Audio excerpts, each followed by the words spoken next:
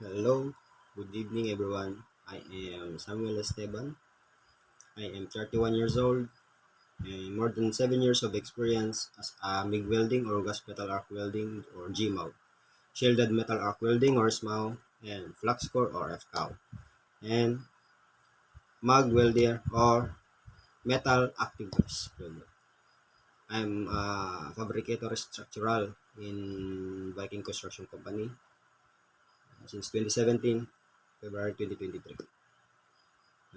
I'm a fabricator of I-beam, H-beam, columns, and girders. Experience thickness is 10 mm and 30 to 36 mm and above. And I'm also a seasonal welder in Ligot Farm Machineries. We design, assembler, welding of farm equipment like farm rice, farm reaper, and farm reaper of corn, tractor, uh, farm truck, and farm trailer. We weld galvanized, flat bar, iron bar, and plate. Um, Thickness, experience of thickness, 1.5 mm to 8 mm or 8 millimeter. I'm also a contractor in my place, contracting of house gate, uh, like furniture steel, like stainless stable steel, stainless chair steel, and many more. We use the tubular, flat bar, stainless steel, and galvanized. I also designing of stairways, like U stairways and curvy stairways, and many more. I'm attended training and seminars in Mekawayan Technological Training Center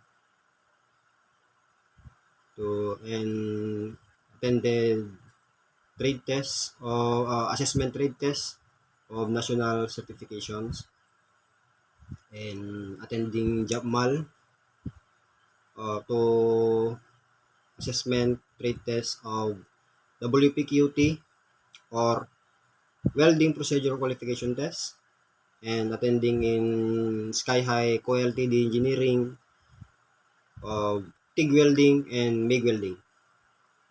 And I have also draw my own here. So, that is my blueprint drawing. Okay. I'm sorry it's blurred. Yeah.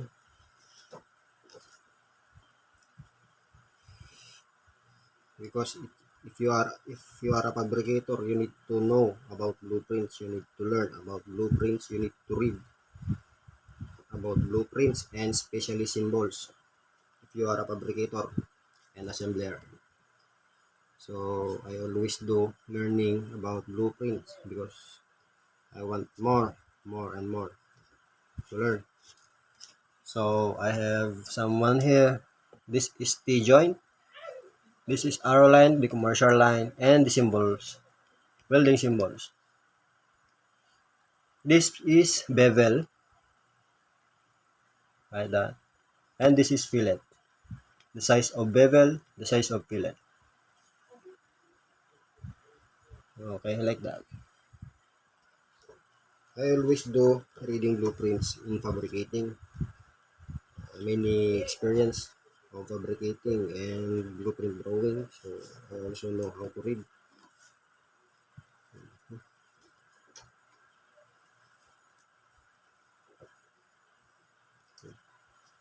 I have here symbols.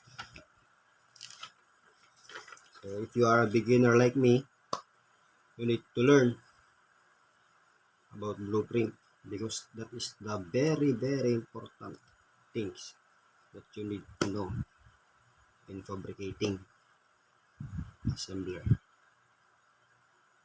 Thank you and God bless.